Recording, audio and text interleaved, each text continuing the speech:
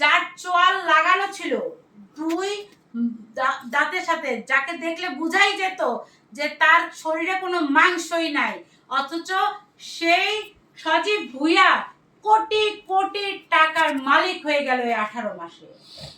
Prado গাড়ির থেকে নামে হাজার হাজার টাকা দামের জুতা আর পাঞ্জাবি পরে, তার বাবার নামে সে ঠিকাদারি লাইসেন্স নিয়েছিল।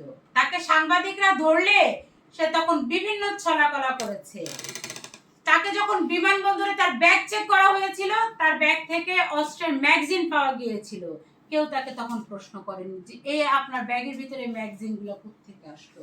উপদেষ্টার পিএস মোয়াজ্জেম হোসেন সাহেব শত শত কোটি টাকার দুর্নীতি করেছিল। এই মোয়াজ্জেম সাহেব এবং এই সজীব ভুইয়া দেশের থেকে যেন যেতে না পারে। এই কোটি কোটি টাকা কোথায়, এই টাকার হিসাব বাংলাদেশের মানুষ জানতে চায়। কারণ এই টাকা তো আপনার টাকা, আমার টাকা, আমাদের কষ্টের টাকা। এই টাকা নিয়ে তো কেউ চলে যেতে পারবে না। আপনারা বলছেন অমুক সরকার অর্থ পাচার করেছে, তমুক সরকার অর্থ পাচার করেছে। আপনারাও তো অনেক অর্থ পাচার করেছেন, কোটি কোটি টাকা অর্থ পাচার করে দিয়েছেন। আপনার পিএস করলো আর আপনি জানেন না, তা তো হবে না। বাংলাদেশের মানুষ তো ঘুমায় না যে আপনি যা বলবেন, যা বুঝাবেন তাই। তার উপর তিনি কি বলছেন নিজেকে বাঁচানোর জন্য, যে ডিপ স্টেট নাকি 2029 সাল পর্যন্ত তাদেরকে ক্ষমতায় দেখতে চেয়েছিল। তাহলে সজীব সাহেব, আপনার কাছে আমার প্রশ্ন হলো, ডিপ স্টেট কে, কারা, কোন রাষ্ট্র, কোন প্রতিষ্ঠান, সেটা আপনি জানেন? তাহলে তো অনতি বিলম্বে আসিফ মাহমুদ সজীব ভুইয়াকে গ্রেফতার করতে হবে।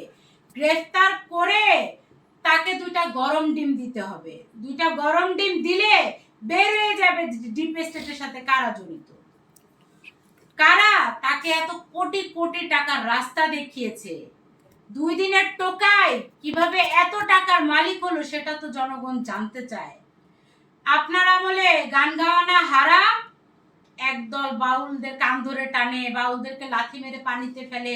তাহলে ঈদের দিন যে আপনি কাওয়ালি গান গেলেন, সেটা আর কিছু হলো না। আরে যে বাংলাদেশে মানুষ রাস্তায় ঘুমায়, প্রতিবন্ধী মানুষ রাজপথে বসে থাকে, সেই লোকটা জানে না পর্যন্ত কখন সূর্যোদয় হয় আর কখন সূর্যাস্ত হয়। সেই দেশের মতো জায়গায় আপনি কোটি কোটি টাকা খরচ করে কাওয়ালি গান গান, আর সেই কাওয়ালির অনুষ্ঠানে অথর্ব কতগুলো এসে টাকা ছড়ায়। এভাবে আমাদের দেখতেও লজ্জা লাগে, কেন নাচনেওয়ালি গাইলেওয়ালি টাকা দিচ্ছে আপনাদেরকে। নোংরা লাগে। যে দেশে মানুষ খেতে পায় না, সেই দেশে নাচ গান এভাবে প্রকাশ্যে, যে টাকাটা খরচ করেছিলেন কাওয়ালি গানের পিছনে, সেই টাকা তো মানুষকে দিতে পারতেন। নতুন ধারা বাংলাদেশ তো ঈদের দিন সকালে গরিব মানুষদেরকে খাইয়েছে। এখানে আমরা তো আমাদের সামর্থ্য অনুযায়ী ভাসমান মানুষদের জন্য সবসময় চেষ্টা করি। আমাদের কোনো বিকাশ নাম্বার নাই যে বিকাশ নাম্বার দিয়ে বলবো যে টাকা পাঠান। আমরা আমাদের কষ্টের টাকা মানুষের জন্য ব্যয় করি। যদি একজন মানুষও ভালো থাকে, তাহলে শান্তা ফারজানা ভালো থাকবে, এটাই আমরা চিন্তা করি।